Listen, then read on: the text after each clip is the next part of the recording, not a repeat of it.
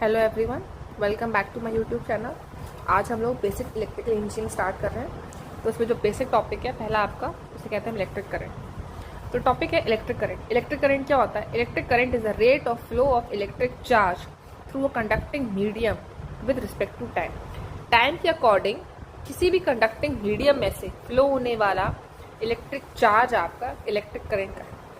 अब conducting medium क्या आ सकते हैं? कोई भी मीडियम, जैसे कि कंडक्टिंग मीडिया पे कौन से होते हैं? गोल्ड हो गया आपका, ठीक, सिल्वर हो गया, एल्युमिनियम हो गया, कॉपर हो गया, ह्यूमन बॉडी हो गई हमारी, ठीक। ये सब क्या कंडक्टिंग मीडियम है, इनके थ्रू क्या होता है? इलेक्ट्रिक करंट फ्लो कर सकता है। क्यों? क्योंकि इन सब में क्या होते हैं? फ्री इलेक्ट्रॉन्स होते हैं करंट को फ्लो करवाने के। फ्री इलेक्ट्रॉन्स बहुत इंपॉर्टेंट होता है किसी मेटल सरफेस या किसी भी कंडक्टिंग मीडियम में से इलेक्ट्रॉन्स के थ्रू करंट को फ्लो कराने के। तो बेसिकली और हम क्या कह सकते हैं इलेक्ट्रिक करंट को?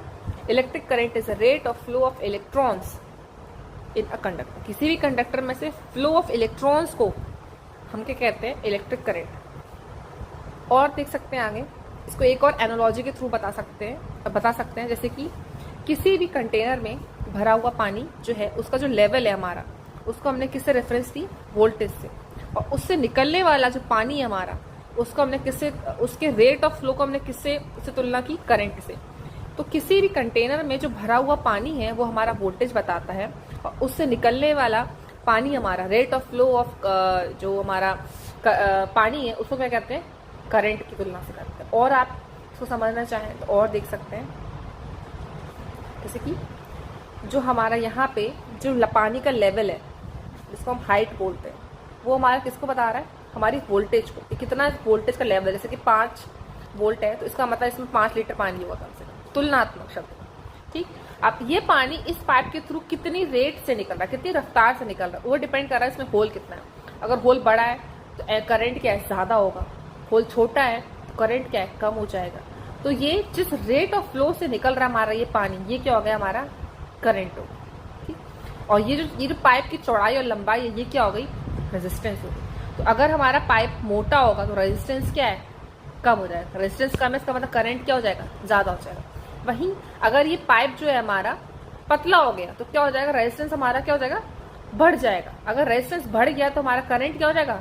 घट जाएगा, ठीक। तो ये एक पाइप की एनालॉजी होगी, जिससे हमें ये समझ में आया कि करंट बेसिकली किस तरह से हम लोग किसी कंडक्टर में बता सकते हैं, ठीक। अगर आप ये भी कह सकते हो ये सारे क्या है? इलेक्ट्रॉन्स है किसी भी कंडक्टर में, ये सब क्या? इलेक्ट्रॉन्स है, ठीक। अब इलेक्ट्रॉन्स को फ्लो करने के लिए कोई हम लोग को वो चाहिए, तो ये जो पाइप के थ्रू निकलने वाला जो इलेक्ट्रॉन्स है, ये सारे क्या हो गए? फ्री इलेक्ट्रॉन्स, ठीक। आगे बढ़ते हैं, ठीक। आगे करंट की बेसिकली यूनिट क्या होती है? करंट को हम किस में नापते हैं? एम्पियर, ठीक। ये इसकी एसआई यूनिट हो गई। फॉर्मूले की बात करें तो आई क्या होता है? dq/dt, मतलब rate of flow of charge in a conducting medium is called current, ठीक।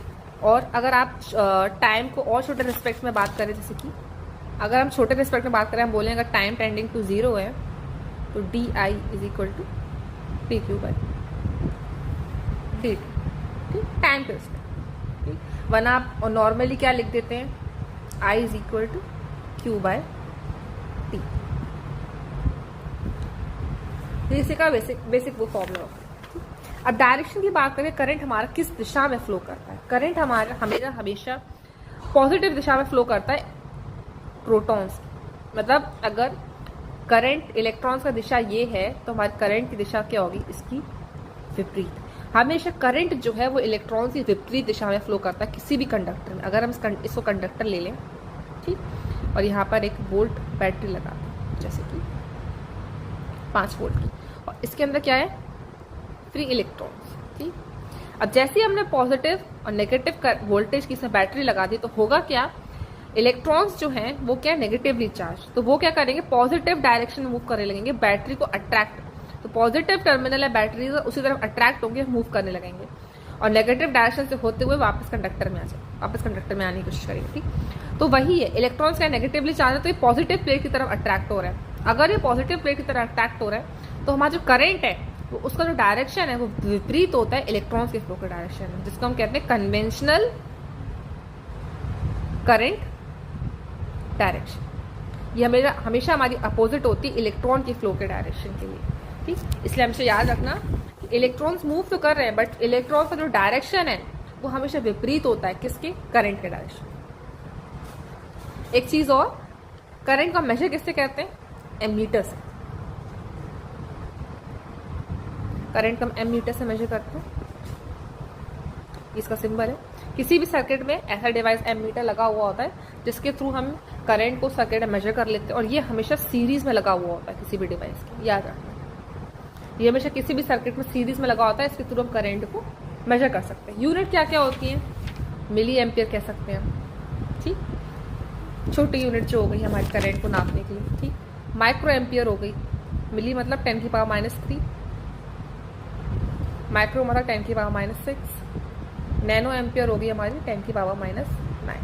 ये सब का यूनिट है करंट की जिसके हम थ्रू करंट को क्या नापते हैं। अब इलेक्ट्रिकल इंजीनियरिंग में हमारा जो यूनिट है वो हमेशा ज़्यादा होता है, किलो एम्पियर की बात करते हैं हम 10⁻³ या एम्पियर की बात करते हैं। बट जो अगर हम बात करेंगे हमारे इलेक्ट्रॉनिक्स में तो हम छोटे करंट की बात करते हैं, milli ampere, micro ampere, nano ampere. But electrical engineering में बात करोगे तो आप किलो एम्पियर और एम्पियर की बात करोगे, क्योंकि हम बड़े करंट की बात कर रहे हैं, यहाँ पे छोटे करंट की बात ही नहीं कर रहे हैं, ठीक है।